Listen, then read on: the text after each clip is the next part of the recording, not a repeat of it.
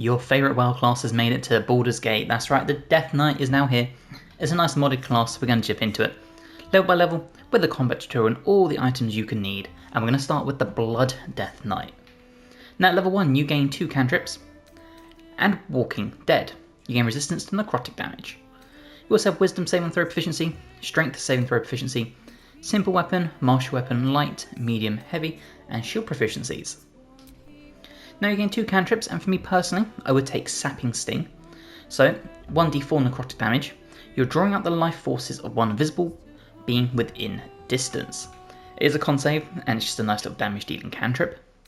And we're going to pair that with Caring for Dying. Help up downed characters, healing them. Nice little utility based spell, a bit more supportive.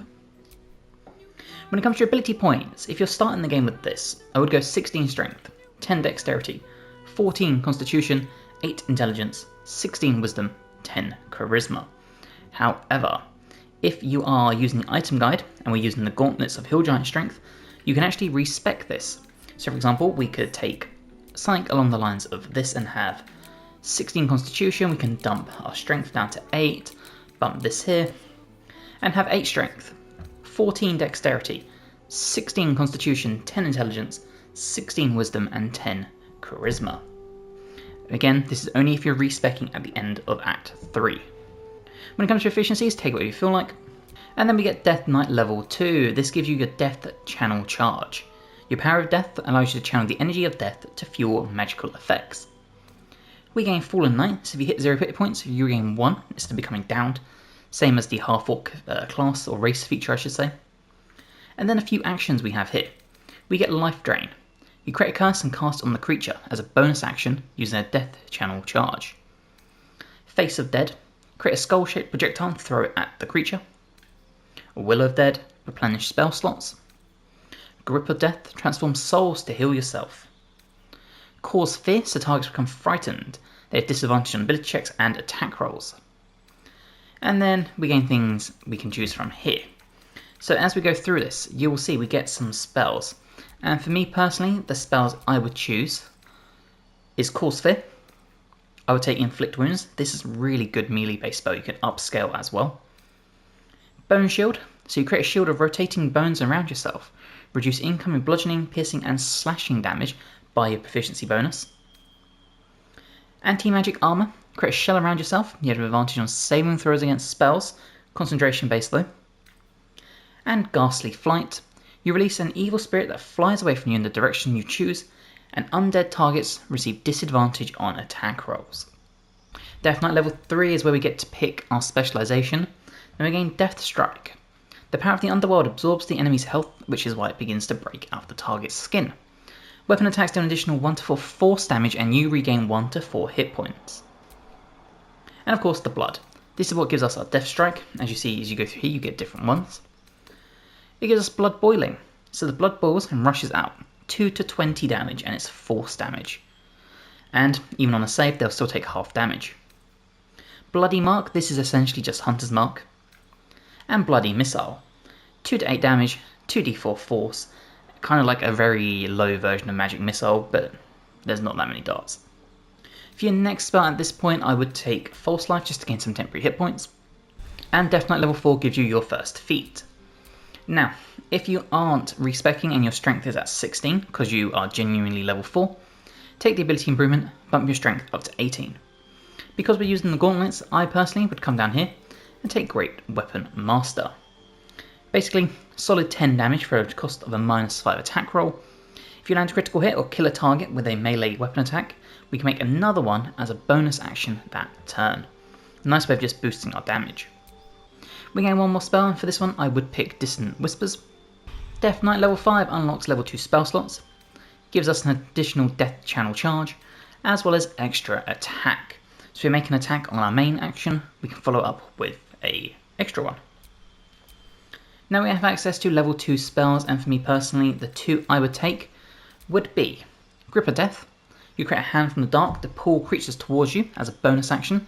This could be really good for pulling enemies away from your more squishy characters like your spellcasters, your rogue, that sort of thing. And Asphyxia. You create a cloud of necrotic energy around the neck of a specific target. takes 2 to 12 necrotic damage at the start of its turn. Creature gains a -2 penalty to armor class, and attack rolls have a -1d4 penalty for 10 turns as concentration. This is a massive debuff. Death Knight level 6 gives you Aura of Futility. Nearby enemies have a -3 penalty on saving throws, another big aura, another big boost as well. We gain one more spell, and for this one I would take the Ray of Enfeeblement. Death Knight level 7 unlocks Vampire Blood. Your hit point maximum increases by 2 for every level you have gained. Nice way of tanking us up and increasing our hit pool. And then for a spell here, I would take Wither and Bloom. You awaken life and death in the sphere, at a certain point within the range of the spell, dealing damage to enemies and healing allies. Really nice damage dealer and healer at the same time. Death Knight level 8 gives us access to our second feat. Now, again, if you are level 8, take your strength from 18 to 20. Because we're not level 8, we are going to come down here, and we're going to take Savage Attacker. When making melee weapon attacks, you roll your damage dice twice and use the highest result. And then for a spell at this point, I would actually stick with Blindness because it can be very helpful. Death Knight level 9 gives you another Death Channel Charge, as well as 3rd level spell slots for us to choose from. Now, at this point, I would come in here, and I would take Vampiric Touch. I think this is a great spell. Touch an enemy to siphon their life force and regain half as many hit points. Concentration for 10 turns. Death Knight level 10 brings a huge buff in Aura of Decay. Evil Spirits protect the affected entity. Nearby enemies take 4 to 9 necrotic damage per turn. The only debuff is you can't become invisible while using this aura. Crazy. For a spell here, you could take Animate Dead. This would probably be my choice and just get an undead servant on the battlefield with you. Death Knight level 11 brings Heart Attack. So essentially you can empower your weapon to do an additional 2 to 16 force damage, and you'll take 1 to 8 force damage. The good thing is, we can actually use some items to help with our regen, so really you can just get extra damage for nothing, and I'll show you this. For a spell here, I would take Fear. The other option would be Stinking Cloud. And then our final level, Death Knight level 12, we get a new feat. Now, if you are level 12 without the gauntlets, then take Great Weapon Master. If you are again respeccing, we are going to take Alert to boost ourselves up the turn order and ensure we can't be surprised. And then for a final feat, I do like the Crown of Madness. Okay, let's go over the items, and we start with the Hell Dusk Helmet. In Feral Sights, you can see magical and ordinary darkness up to 12 meters. Cannot be blinded.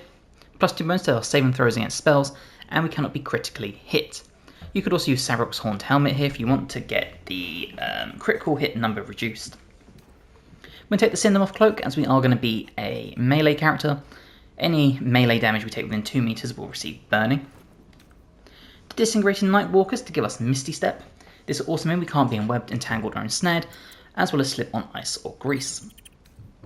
The Hell Dusk Armor, the best armor in the game in my opinion. You basically, when you succeed a saving throw, they'll take burning for 3 turns. We have resistance to fire damage and can't be burned, so that's now resistance to fire and necrotic, and we take 3 less damage from all sources, helping us frontline. For gloves, like I said, the Gauntlets of Hill Giant Strength sets it to 23. This gives you a +6, and essentially means you don't need to put your strength up with your ASIs. For rings, we're going to have the Ring of Regeneration, because a lot of our spells and stuff do damage us. This is a nice way of just regenerating our health pool. The Burnish Ring, so we get use of Paralysing Ray. For an amulet, we're going to take the Surge and Subjugation amulet. So once per long rest, when scoring a critical hit on a humanoid, we can paralyse them for 2 turns. And then finally, my favourite 2-handed weapon in the game, the Sword of Chaos. So this does necrotic damage, and on a hit, you regain 1 to 6 hit points. Once again, benefiting from the attacks that deal damage to us, we can regen those hit points. So that is the build. Let's go check it out.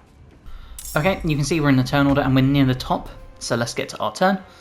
Okay, and let's start our turn, and the first thing we're going to do is we're going to use our bonus action to cast a Blood Mark. And we're going to put this on the enemy in front of us. And again, this is basically our version of Hunter's Mark. The next thing we're going to do is we're going to turn on our Aura of Decay. So again, enemies are going to take damage. They made their saves, but you get the gist of it. And now it's time for us to start smacking. And we're going to start with the Heart Attack. And there you go, so you see we took damage thanks to that but we also healed it all back up. And what's really good is that we can follow this back up with another heart attack if need be. And you see we're getting extra damage for absolutely nothing because we're just healing through the attacks. Now, because we did kill someone, we would obviously have our Great Weapon Master if we hadn't used our bonus action, but we did. Okay, and we're back to our turn. You see the enemy took damage thanks to our Aura of Decay.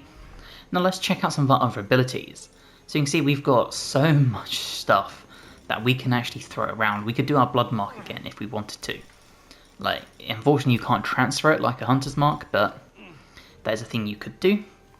What we can do is we can turn on our Blood Feast. Now, we're just going to do it at this level. And there you go. And it still frees us up to do some other things like this. So, for example, let's throw out... Let's do our Blood Boiling on the enemy here. Now, bear in mind, it will be friendly fire, so you have to really watch out for that. But you get the gist of it. The other thing is, obviously if you do a spell, you cannot follow up with your extra attack. So just another thing to bear in mind. And there you go, see the enemy started burning because they dealt damage to us. You see we healed up for 2, and they saved the Aura of Decay. But again, we have so many good options we can do here. So let's start with another heart attack. Now you see we've taken around 17 points of damage. That has dealt 8 to us, but you can see we fully healed. So it doesn't matter really how much we do this. Thanks to our weapon setup, we can just get the extra maximum of 16 damage for absolutely nothing. It's a crazy way to just pump out the damage here.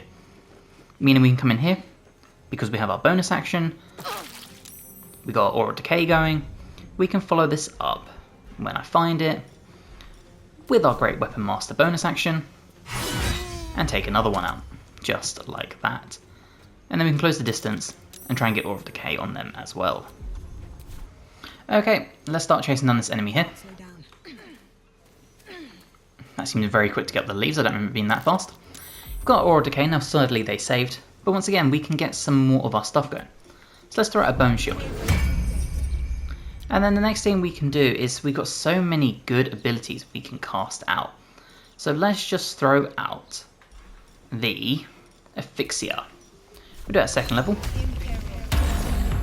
And there you go. Now we have to concentrate on this, so bear that in mind, but this is what reduces their AC, their attacks, all sorts. And you see they took 7 necrotic damage. And again, another 2 hit points healed up. And that's kind of the gist of it. You also got all these really cool abilities you can do. Aura of Decay being amazing. But it really is as simple as using this item list and then just pumping out Heart Attack. Because it doesn't use any of your stuff. So you can just keep pumping this out. You can get all the extra damage for absolutely no trade-off. And because of that, again, we can come in here, we can activate our Great Weapon Master and pump out another attack. And because it's a crit, we can actually trigger Heart Attack. Once again, huge damage, but we've powered through it thanks to our item list. As you can see, the enemy is all the way over there, so we're going to use our items, and we'll Misty Step to close them down. Coming over here, got the Aura of Decay going, and then once again, it really is this easy. We Heart Attack, we heal through all the damage we should have taken, it doesn't cost us anything, because it's completely broken. So, that is really how easy it is. You can power through all that, you've got all these auras, you've got all these healing capabilities, you can blood mark as well, just so many awesome things you can do, but really, between the item list at the end of the game and Heart Attack, you honestly don't need anything else. So really hope you have enjoyed this guide to the Blood Death Knight. If you have, let me know in the comments below and let me know what you change. Any new items, abilities, multi-classes, all that fun stuff. If you're ready, please like the video and subscribe to the channel for more. I've got more guides to things like Baldur's Gate, Dragon Age, Oblivion Remastered, Path of Exile, all the amazing RPGs you could ever need, and hopefully, I'll see you in the next one. Bye guys.